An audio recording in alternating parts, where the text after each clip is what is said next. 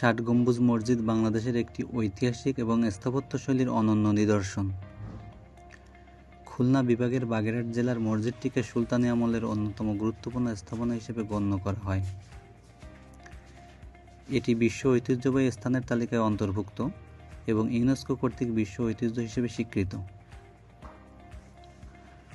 15শো শতাব্দীতে খান জাহান আলী রাদিয়াল্লাহু তাআলা আনহা দ্বারা নির্মিত এই মসজিদটি ইসলামী স্থাপত্যকলার অপূর্ব নিদর্শন। যদিও নাম ষাট গম্বুজ মসজিদ, এতে প্রকৃতপক্ষে 81টি গম্বুজ রয়েছে, যার মধ্যে 77টি মসজিদ ছাদে এবং 4টি প্রধান মিনারে।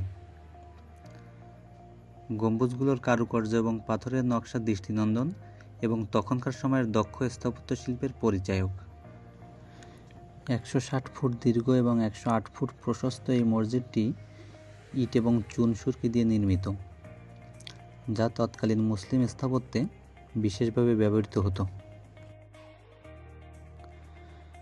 মসজিদের ভেতরের অংশে 11টি খিলান রয়েছে, যা মূল কাঠামোকে আরও শক্তিশালী করেছে এবং প্রার্থনার স্থান হিসেবে মসজিদের ভেতরের প্রশস্ততাকে বৃদ্ধি করেছে।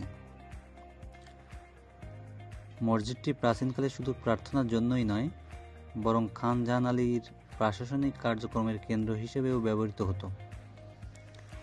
এর চারপাশে খনন করা বিশাল দিঘিগুলো সেই সময়ের পানি সংরক্ষণ এবং সরবরাহ ব্যবস্থার নিদর্শন বহন করে।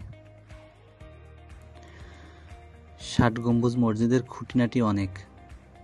এর দেয়ালের নকশা, গম্বুজের বিন্যাস এবং ইটের কারুকাজে মধ্যযুগের মুসলিম স্থাপত্যের নিখুঁততা স্পষ্ট।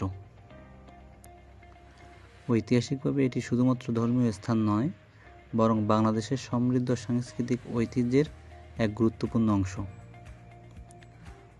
বর্তমানে এটি দেশি বিদেশি পর্যটকের কাছে জনপ্রিয় একটি আকর্ষণ এবং বাংলাদেশি স্থাপত্য ঐতিহ্যের প্রধান গর্ব হিসেবে বিবেচিত। ষাট গম্বুজ মসজিদের নামকরণ নিয়ে এক মজার তথ্য রয়েছে। মসজিদটির প্রকৃত গম্বুজ সংখ্যা 81 হলেও নামটি কেন ষাট গম্বুজ হয়েছে তা নিয়ে বেশ কিছু তথ্য রয়েছে। অনেকে মনে করেন এটি সুলতানি আমলে ব্যবহৃত বাংলার আঞ্চলিক ভাষার প্রতিফলন, যেখানে 60 সংখ্যাটি অনেক বোঝাতে ব্যবহৃত হয়েছে। ষাট গম্বুজ মসজিদ আমাদের স্মরণ করিয়ে দেয় যে অতীতের গৌরবময় স্থাপত্য এবং ঐতিহ্য সংরক্ষণ করা আমাদের দায়িত্ব। এটি বাংলাদেশের একটি অমূল্য সম্পদ, যা শুধু ইতিহাসের নয়, প্রজন্মের পর প্রজন্ম ধরে জাতির গৌরব এবং ঐক্যের প্রতীক হিসেবে অটুট থাকবে।